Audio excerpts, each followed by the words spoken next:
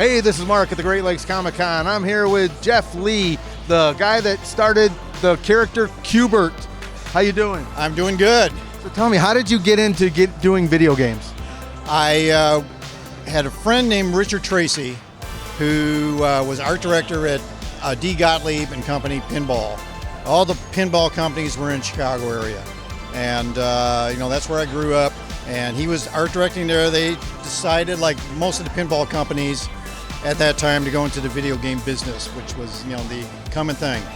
So he knew I was a gamer, and he asked me if I wanted to be the video graphics artist for their new division. So how did you come up with the idea for the character Q Bert? I was a big fan of MC Escher, the Dutch artist, and he did a lot of optical illusions and that sort of thing. So I was familiar with the tessellated cubes, which is predates him actually. It was inevitable that I would put that up onto a screen because I had previously been rendering that kind of stuff on paper. Once it was up on a screen, the programmers looked at it. We thought, oh, this should be a game. So Warren Davis took the cubes, and we had a pyramid, and he did a programming exercise where the balls would fall down, and they'd go one way or the other. It was a very binary concept.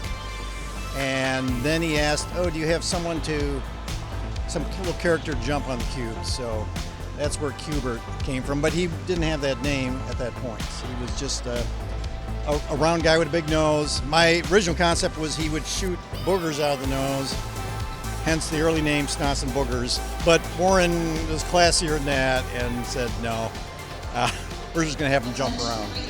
First an arcade game, now my own home video game. I'm ready for anything. Did you ever think that this game would stand the test of time as it does? We didn't really think about that, so I suppose we didn't. We're quite surprised and very pleased years later that it's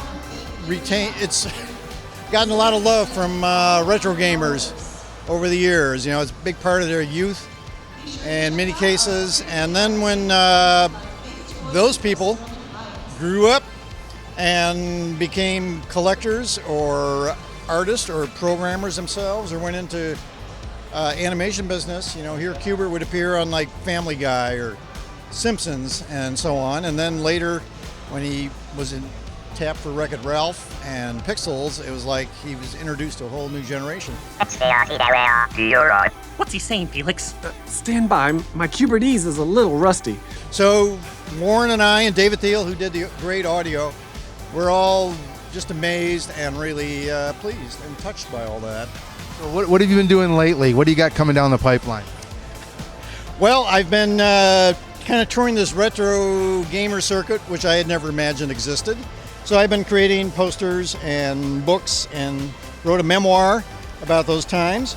I've been working on some game ideas. There's a young man who loves the 80s, and so he's doing one of my ideas. Sounds fun. Anyways, Jeff, it was a pleasure talking to you. And nice talking to you, Mark. this is Mark at the Great Lakes Comic Con.